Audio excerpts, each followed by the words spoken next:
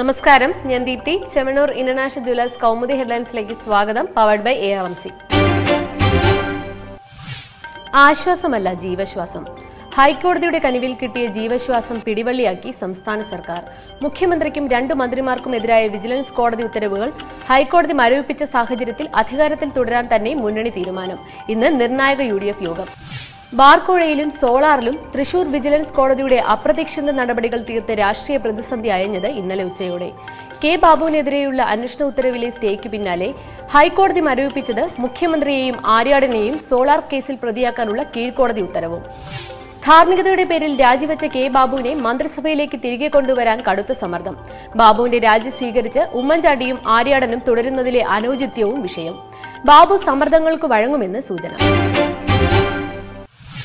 മാഞ്ഞുപോയ മുഴക്കം.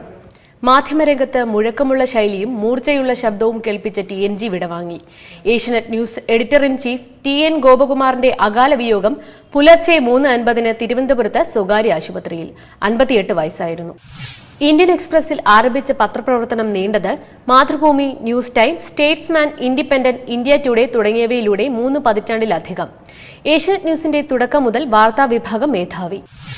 ഓർമ്മകളിലേക്ക് മടങ്ങുന്നത് മാധ്യമരംഗത്തിനൊപ്പം അക്ഷരങ്ങളിലൂടെ മലയാളത്തെ ജ്വലിപ്പിച്ച ഗ്രന്ഥകാരനും. വോൾഗ തരംഗങ്ങൾ, ശുചീന്ദ്രം രേഖകൾ, ശൂദ്രൻ, അകമ്പടി സർപ്പങ്ങൾ തുടങ്ങിയവ പ്രധാന കൃതികൾ. ജീവൻ മഷായി എന്ന ചലച്ചിത്രം സംവിധാനം ചെയ്തു. സംസ്കാരം വൈകിട്ട് 5 തിരുവനന്തപുരം ശാന്തി കവാടത്തിൽ. കലാപത്തിന് കളമൊരുക്കം. ഉമ്മൻചാണ്ടിയുടെ രാജി ആവശ്യത്തിൽ സംസ്ഥാന വ്യാപകമായി പ്രക്ഷോഭം ശക്തമാക്കാൻ ഇടതുപക്ഷം.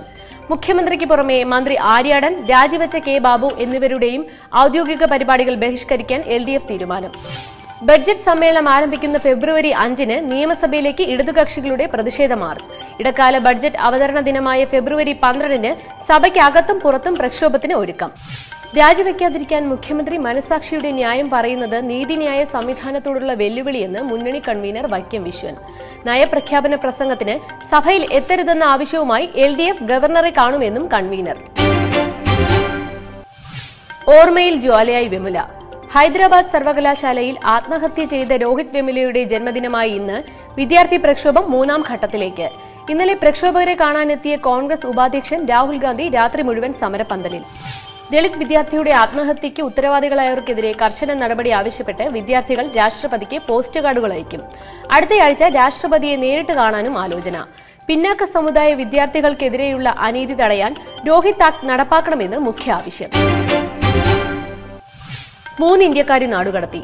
IS അനുഭവം പ്രകടിപ്പിച്ച 3 ഇന്ത്യക്കാരെ UAE നാടുകടത്തി. നടപടിക്ക് വിധേയരായത് അദ്നാൻ ഹുസൈൻ, ഷെയ്ഖ് അസ്ഹർ, മുഹമ്മദ് ഫർഹാൻ എന്നിവർ. ഇന്ത്യയിലെത്തിയ 3 പേരെയും NIA കസ്റ്റഡിയിലെടുത്തതായി report. Chemmanur international jewellers Kaumudi headlines powered by ARMC സമാപിക്കുന്നു. അടുത്ത ഹെഡ്ലൈൻസ് 1 മണിക്കൂറിന് ശേഷം. നമസ്കാരം.